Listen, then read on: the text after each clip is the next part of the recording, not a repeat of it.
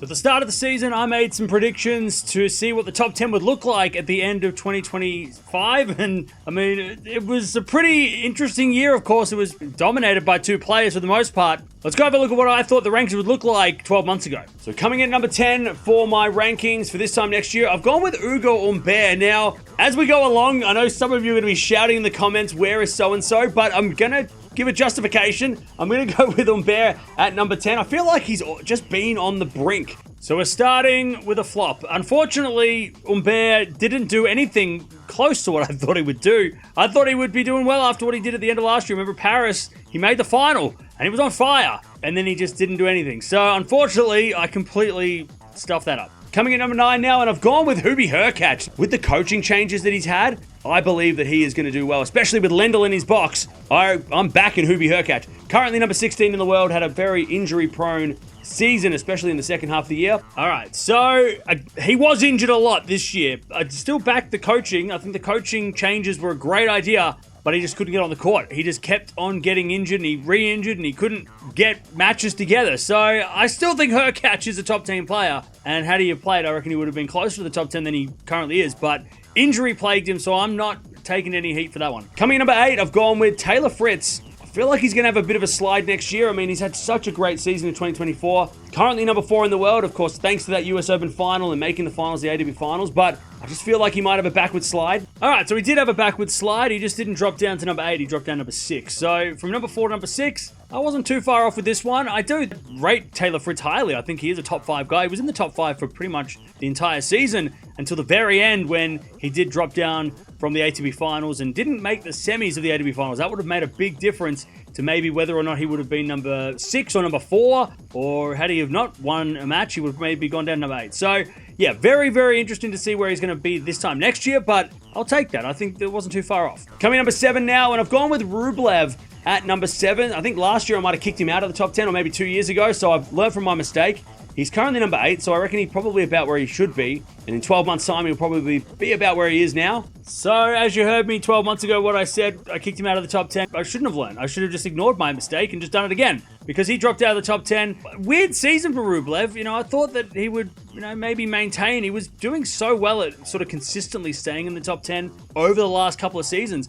Just couldn't do it. And dropped out and dropped down, and I don't know if he's going to get back in to the top 10 anytime soon, because it's going to be filled with younger guys now, because there's a lot of young guys coming through. So, yeah, big bit of disappointing there for Rublev. Coming number 6 now, and he's burned me before, but I'm going back to it. Holger Rune, I'm putting him in number 6. I think I put him in number 4 last year, and obviously he had a pretty dodgy season in 2024. Currently 13 in the world, but I reckon he gets it together and gets back in the top 10 in 2025. Now, look, very unlucky towards the end of the year. He was in the top 10. He was fighting for a spot in the ATP finals, and then he got the Achilles injury. So probably 6 was a bit too much. Maybe I should have put him at like number 8 or 9. But still, had he not got the Achilles injury, he seemed like he was just coming good, starting to play really well, trying to get into the ATP finals. Had he made the ATP finals, get some points there, who knows? Maybe he would have been able to make it to that number 6 spot. But yeah, very unlucky. He was sort of making a late charge, and then, of course, the Achilles injury. So I'm not going to be too mad at that one. Coming in number 5 now, I've gone with Daniil Medvedev, who's currently number 5 in the world.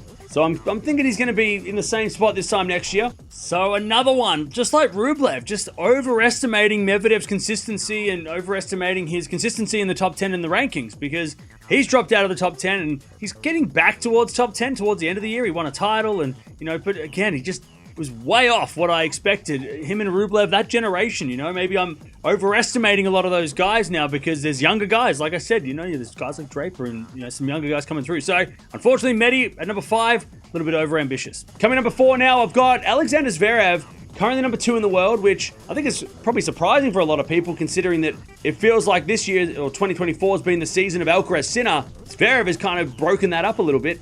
All right, so I wasn't far off. He maintained that number 3 spot pretty much for the end of the season. Djokovic just didn't play enough and didn't play enough of the big events, like the 1,000 events, to overtake Zverev to get number 3. But, Djokovic, we'll talk about him soon. But, yeah, Zverev, he dropped down from number 2, went down to number 4. There was actually a possibility there in the start of the year when Sinner got banned that he could have been number 1 in the world. So, yeah, really had a good, solid season.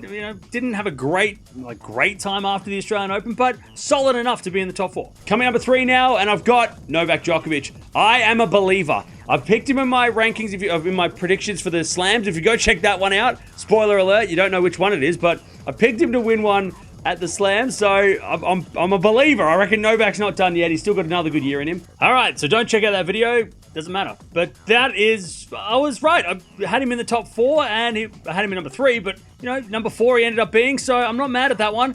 Just had him and Zverev the wrong way around. But yeah, had a really good season. Again, consistency at the slams, making the semis, but every single slam is going to get you there. And then when he played the 1000s, he did really well there. And he won a couple of titles as well, So, yeah, Djokovic had a really solid season despite not playing the entire year, but solid enough to be in the top 4. Coming number 2 now, I've got Carlos Alcaraz. Now, this might be a bit of a surprise considering what's at stake or what's at play behind the scenes with the Sinner stuff, but I'm going to back Alcaraz to stay at number 2, or at least get to number 2. He's currently number 3 in the world.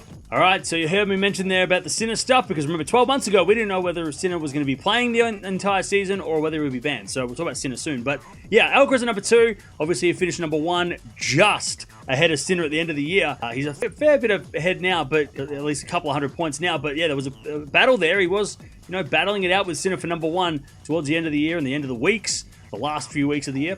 So yeah, I'm not mad at that. Of course, he won 2 slams, defended a lot of points, played really well on the clay, dominated the clay season. So yeah, really excited to see how Alcaraz does this time next year. Coming in number 1, I've got Jannik Sinner. Now, again, this is a tough one because it should probably have an asterisk next to it, because if this time next year he's banned for 9 months, how are we supposed to know that? So I'm going to put an asterisk next to this. I don't know if I can do that, but I'm doing it. It's my rankings. I'm doing it. All right, so the asterisk. Now, he was banned for 3 months. He wasn't banned for 9 months, 3 months, but you could argue that 3 months did change things, because had he have played for those 3 months, Indian Wells, Miami, Monte Carlo, Madrid, those big tournaments that he missed out on, had he have won one of those tournaments, maybe he would have overtaken Alcaraz and finished number 1. So I'm not mad at that. And I'm going to take that asterisk and I'm going to say that, yeah, the asterisk counts because, number 1, if he wasn't banned for those specific tournaments. Now, he did obviously play a lot throughout the year and played those slams, won the slams, won Wimbledon, won the Australian Open, made the final of the other slams as well. So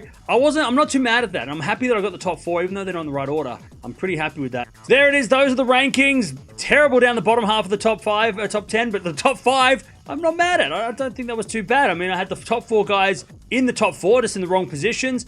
Fritz, underestimated him a little bit. He obviously, between number 5, I think, and number 9, he's right in the middle there. But those guys between 5 and 9 are so close together that, one bad week and you can go from 5 down to number 9, or one good week and go from 9 to 5. So, yeah, it's going to be really interesting to see how that works out. Of course, didn't have Auger-Aliassime, didn't have Shelton, which is a little bit surprising. Draper was the big one, and he was the one that I didn't put in. He did finish at number 10, but, I just didn't give Draper enough credit. Maybe I should have put him in instead of Humbert. That's what I should have done. But I put Humbert instead, which was just a genius move on my part. Let me know down in the comments below, though. How did you do in the rankings this year? Because it felt like it was really tough. Besides Sinner and Alcaraz, like I said, that, traffic jam in the middle there is really interesting. And also, obviously, there's players that have been in the top 10. Your Draper, I think, got to number 4. Runa was back in the top 10 for a while. And then both of them have kind of dropped down because of injury. There's a lot of injuries this year as well that I don't think a lot of us could have predicted. So, pretty interested to see how this goes next year and see who ended up being number 1 in the world next year, because I think it might be up for grabs between those two, Sinner and Alcaraz.